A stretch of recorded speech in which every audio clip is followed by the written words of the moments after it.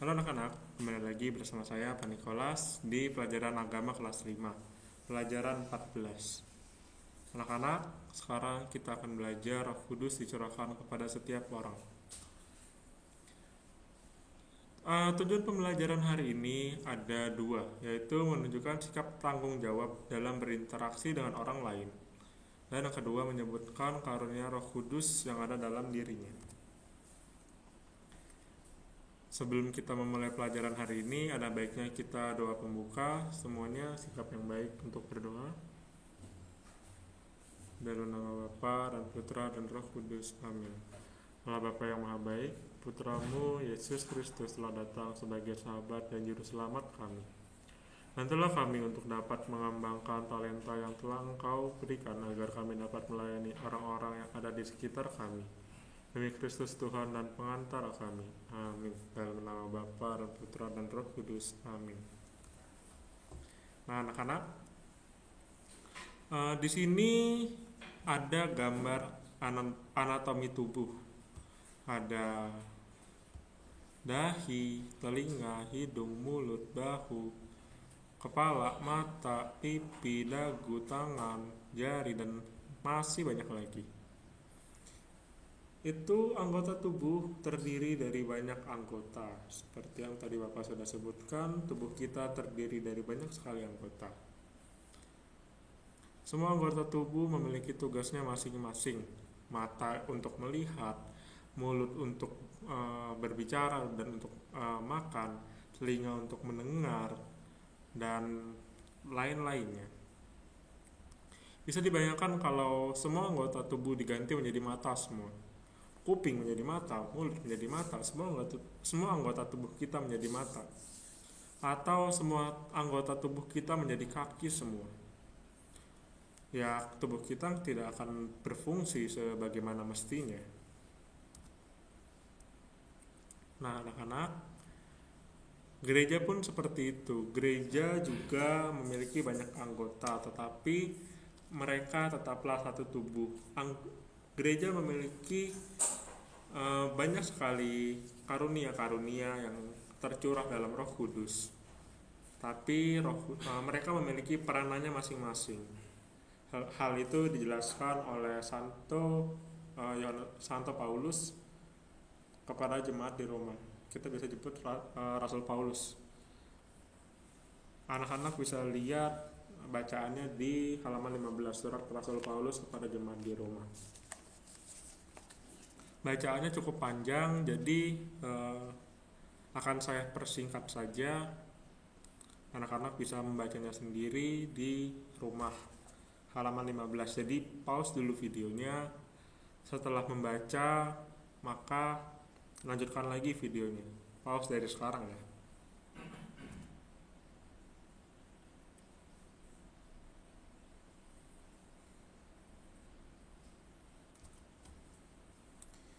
Oke anak-anak, tadi sudah dibaca tentang Rasul Paulus menjelaskan karunia-karunia kepada jemaat di Roma. Sebenarnya masih banyak lagi ada di kitab lain, tapi tidak bisa saya jelaskan karena keterbatasan waktu. Anak-anak, ini ada karunia-karunia roh. Ini tidak usah dihafalkan, tapi untuk pengetahuan saja, untuk hanya anak-anak tahu karunia-karunia roh itu ada apa aja sih. Ya ini karunia-karunia rohnya. Bisa anak-anak lihat di slide sekarang.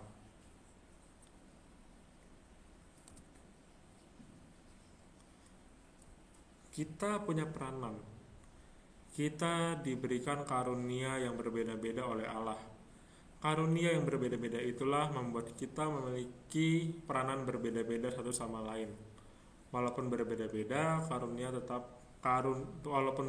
karunia, tapi kita tetap satu tubuh, yakni tubuh Kristus sendiri. Saya balikkan lagi ke slide sebelumnya. Nih, ini kita memiliki beberapa perbedaan karunia di sini anak-anak.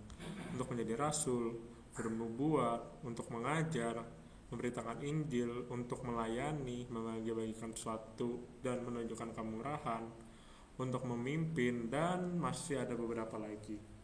kita memiliki peranan yang berbeda-beda karena karunia yang kita terima berbeda-beda. Tapi semua karunia ini memiliki peranannya masing-masing dan saling melengkapi. Jangan lupa, semua karunia ini juga berada di dalam satu tubuh, yakni tubuh Kristus itu sendiri.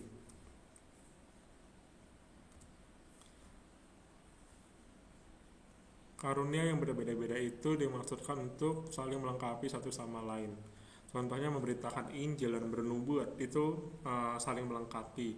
Lalu menjadi rasul dan mengajar itu juga saling melengkapi dan lain-lainnya. Karunia yang diberikan juga digunakan untuk melayani sesama dan gereja. Gereja di sini harusnya huruf besar ya, G-nya. Ya salah.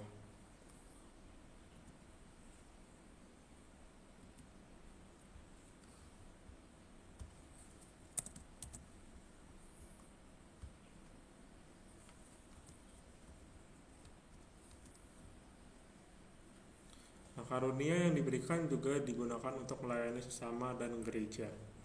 Melayani sesama kita itu bisa dengan banyak cara, bisa dengan berbuat baik, itu sudah pewartaan. Kita bisa juga membantu orang lain, itu juga sudah pewartaan sebenarnya. Kita juga melayani di gereja dengan berbagai macam bentuk dan cara masing-masing. Karunia yang diberikan oleh Allah itu seharusnya digunakan untuk berbuat baik kepada sesama. Jadi karunia yang diberikan oleh Allah itu jangan sampai digunakan untuk berbuat kejahatan. Karena kalau kita sudah berbuat kejahatan karena karunia yang diberikan, itu akibatnya bisa fatal, anak-anak. Ya walaupun karunia memang harus dikembangkan, tapi dikembangkan dengan cara yang baik dan benar, bukan digunakan untuk kejahatan. Kesimpulan, kita memiliki peranan yang berbeda-beda sebagai tubuh Kristus. Seperti yang tadi, kita memiliki berbagai macam karunia roh. Kita tidak tahu mendapat karunia roh yang mana, tetapi kita memiliki peranan yang berbeda-beda sebagai tubuh Kristus. Walaupun berbeda-beda, kita tetap satu tubuh. Walaupun berbeda-beda karunia, kita tetap satu tubuh Kristus. Kita diberikan karunia yang berbeda-beda oleh Allah. Karunia itu haruslah digunakan sebaik mungkin untuk mewartakan kerajaan Allah. Lalu kita harus menyadari dan menggali kemampuan dalam diri untuk membantu orang lain. Jadi kita harus menyadari kita mendapat karunia apa, lalu mengembangkan kemampuan itu ya karunia roh itu kita kembangkan untuk membantu sesama dan membantu gereja. Karunia yang diberikan harus dikembangkan untuk melayani gereja dan masyarakat. Nah, anak-anak, penugasan harian ini tugas PR ya, maksudnya PR dan PS sudah ada di Edmodo, jangan lupa dikerjakan, lalu jangan lupa juga dikumpulkan. Oke anak-anak, doa penutup. Marilah kita bersatu dalam doa. Dalam nama Bapa dan Putra dan Roh Kudus. Amin. Ya Bapa, terima kasih karena Engkau selalu mendampingi kami dalam rupa Roh Kudus. Bimbinglah kami selalu berada di jalan-Mu dan berkatilah kami selalu. Amin. Dalam nama Bapa dan Putra dan Roh Kudus. Amin. Sampai jumpa semuanya. Dadah.